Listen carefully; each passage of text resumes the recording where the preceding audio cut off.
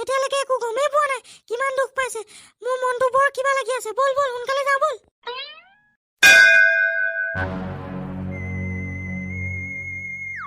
ধন্দু ডাগৰু আৰু লেংটা মিয়া এইখনে হয় নলবাৰীৰ মেটাৰনিটি হস্পিটেল নলবাৰী মেটাৰনিটি হস্পিটেলৰ 108 খন ঘিনাৰাম এইখনেই ঘিনাৰাম কাই এইখনেই সীতাৰাম কাইক খুন্দিয়াইছিলে আৰু এই 108 খনতে উঠুৱাই পিনি ড্ৰাইভাৰটোৱে সীতাৰাম কাইক লৈ আহিছিলে ইয়াত এম্বুলেন্সখন আছে যেতিয়া সীতাৰাম কাইও ভিতৰত আছে বল সোনকালে যাওঁ বল বল সোনকালে আমি এতিয়া ৰুম বিচাৰিবগে লাগিব নাৰ্ছ আৰু ডাক্তৰক সুধি পিনি কিমান দুখ পালে বা সীতাৰাম কাই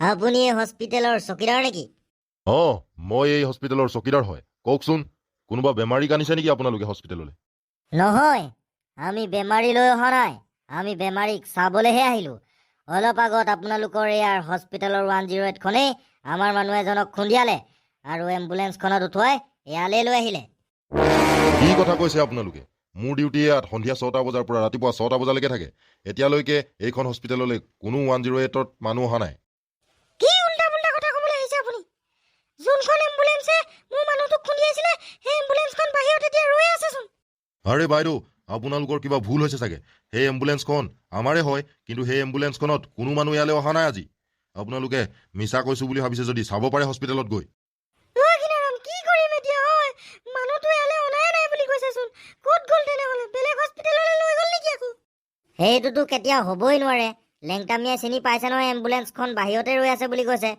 আমি এতিয়া নাৰ্ছ ডক্তৰক সুধিবগে লাগিব ভিতৰত বলক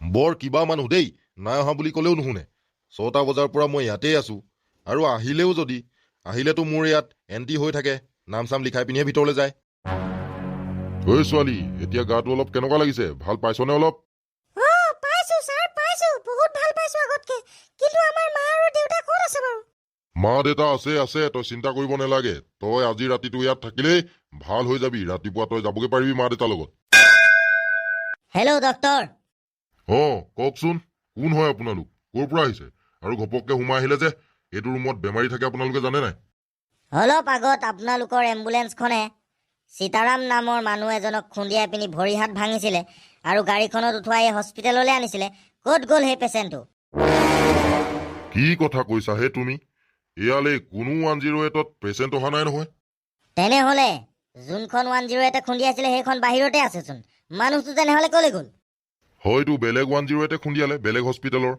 আৰু বেলেগ হস্পিটেলত এডমিট কৰিলে চাগে আপোনাৰ মানুহটো আপোনালোকৰ 108 খন চলোৱা ড্ৰাইভাৰটোক মাতকচোন সোনকালে হয় নেকি তেনেহ'লে কিন্তু এম্বুলেন্সখন অলপ আগত আহি পিনিয়ে আমাৰ হস্পিটেলত সোমাইছেহি কিন্তু কোনো পেচেণ্ট অহা নাই আৰু ড্ৰাইভাৰটো নিজৰ ঘৰলৈ গুচি গ'ল তেনেহ'লে ডাগৰু সীতাৰাম কাই চাগে মৰি থাকিলে এম্বুলেন্সৰ ভিতৰতে সেইকাৰণে ড্ৰাইভাৰটোৱে ভয়তে ক'ৰবাত পেলাই পিনি গাড়ী থৈ পিনি ঘৰলৈ গুচি গ'ল আৰু এটা কিন্তু মন কৰিবলগীয়া কথা আজিকালি আমাৰ 108 চলোৱা ড্ৰাইভাৰটো কিবা এটা হৈছে কিয় কি হৈছে আজিকালি কি হৈছে জানো আমাৰ 108 চলোৱা ড্ৰাইভাৰটো ইমান মানুহে ফোন কৰি থাকে কিন্তু এটাও বেমাৰীক সি 108 খনত উঠুৱাই নানে অকল খালী গাড়ীখন আনি পিনি হস্পিটেলত ভৰাই নিজৰ ঘৰলৈ গুচি যায়গে ঘিনাৰাম এই ড্ৰাইভাৰটোৱে কিবা খেলি মেলি আছে জানো নাই আমি বলচোন বাহিৰলৈ যাওঁ ড্ৰাইভাৰটোৰ লগত কথা পাতিলেহে গম পাম এহেঁতি একো নেজানে ঠিক আছে তেনেহ'লে এটাও বেমাৰী ইয়ালৈ অহা নাই নহয় এটাও পেচেণ্ট নাই অহা কাৰণ ইয়াত একমাত্ৰ ডক্তৰ ময়ে আছো মোৰ বাহিৰে ইয়াত বেলেগে চিকিৎসা নকৰে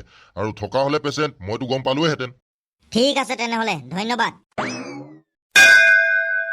টুনটুন খুৰী সীতাৰাম কাইক এইখন হস্পিটেললৈ অনাই নাই হেনো আমি ডক্তৰক সুধিলো আৰু আজিকালি 108 চলোৱা ড্ৰাইভাৰটো হেনো কিবা এটা খেলি মেলি আছে বুলি ক'লে ক'লে গ'লগে বা মোৰ মানুহটো কি হৈছে এইটো কিন্তু সঁচা কথা আজিকালি আমাৰ 108 চলোৱা ড্ৰাইভাৰটো কিবা ভূতৰ ড্ৰাইভাৰৰ দৰে হৈ পৰিলে কেতিয়াবা গাড়ীখন উলিয়াই নি হাবিৰ মাজত এনেই চলাই ফুৰেগে ঠিক আছে আমি যাওঁগে এতিয়া আৰু এটা কথা কওকচোন আপুনি সেই ড্ৰাইভাৰটোৰ ঘৰ ক'ত সেই ড্ৰাইভাৰটোৰ ঘৰ নিউ সোণোৱালত হয় ঠিক আছে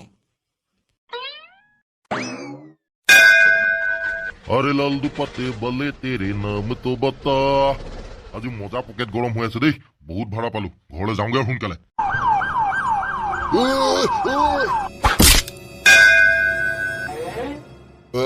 ভালকে গাড়ী চলাব নাজানো নেকি চালা নিজে অটোখন মাজে মাজে চলাই ফুৰিছ দেখি নাপাওঁ নেকি 108 আহি আছে বুলি আঁতৰি দিব লাগে মই ইমাৰ্জেঞ্চি পেচেণ্টক আনিবলৈ গৈ আছিলোঁ তোক সেইকাৰণে খুন্দিয়াই পালোঁ। হ'ব হ'ব কি ডাইলগ মোৱা দেখিলি হে, কি ডাইলগ মোৱা দেখিলি? হ'ব হ'ব মোৰ এম্বুলেঞ্চতে উঠি ল'বি আহ, ঠিক কৰি দিম তোক।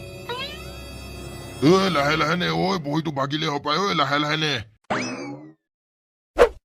এতিয়া গম পাবি ৰহ তই।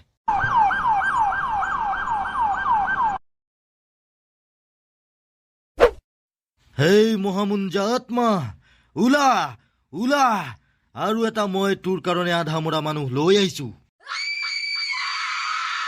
আনিলি দে দে, আৰু তাৰপিছত 9টা আনি দিবি।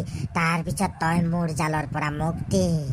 ঠিক আছে, কিন্তু মই এতিয়া যোনটো মানুহ আনিছো তাৰ অকল ভৰি হাতকেইটাহে ভাগিছে, গোটেই মানুহটো কিন্তু ঠিক হৈ আছে। দে দে, তেনেহলে আৰু মজা লাগিব তাৰ বুকু, কলিজা আৰু পেটু চিঙি চিঙি খাবলে।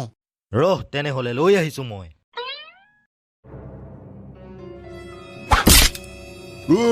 তই ভূত নেকি নে ড্ৰাইভাৰ?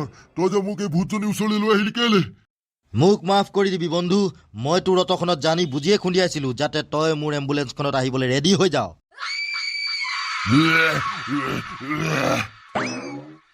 আৰু 9টা আনিব লাগিব, তাৰ পিছতহে মই এই মহামুঞ্জা ডাইনীৰ পৰা মুক্তি পাম।